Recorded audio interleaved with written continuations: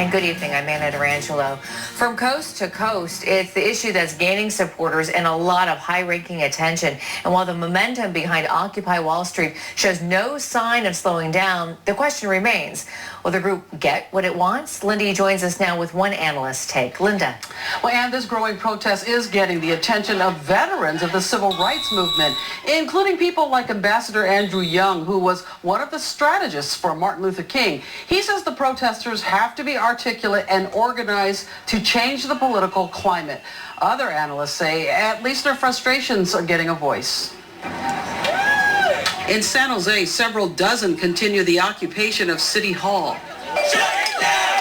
50 to 60 demonstrators occupy the sidewalk by the Federal Reserve Bank in San Francisco.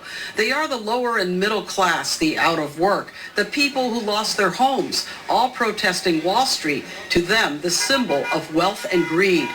But overnight in Sacramento, a different story. I hereby declare this to be an unlawful assembly. Occupation at Cesar Chavez Park is allowed, but only during operating hours. By closing time, police moved in and arrested 14 demonstrators. But like the Tea Party movement, can Occupy Wall Street be successful? San Jose State sociologist Scott Myers-Lipton. What I think is significant about it is that it's opening up a space to talk about solutions, because while this is a protest, they have yet to come up with and to solidify around clear demands. But it makes us think about what are the solutions. The protests continue to grow in cities nationwide, but it's not being received well by at least one Republican presidential candidate.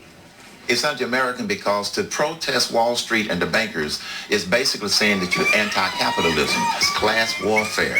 Some of them are there because they don't have a job, yes. But the fact of the matter is, why aren't there jobs? Go and picket the White House. Demonstrate in front of the White House. When we said everyone should pay their fair share, the other side said that's class warfare. No, it's not. It's the most endearing American value, fairness. That's about everyone paying their fair share. We'll call it class warfare or Americans exercising their right to be heard. But Occupy Wall Street has now grown to 25 cities nationwide. That's a lot of voices. Ann? Linda, thank you very much. And what began as a protest on Wall Street nearly a month ago is now, as Linda said, growing into a nationwide movement. Occupy Wall Street! Occupy Wall Street!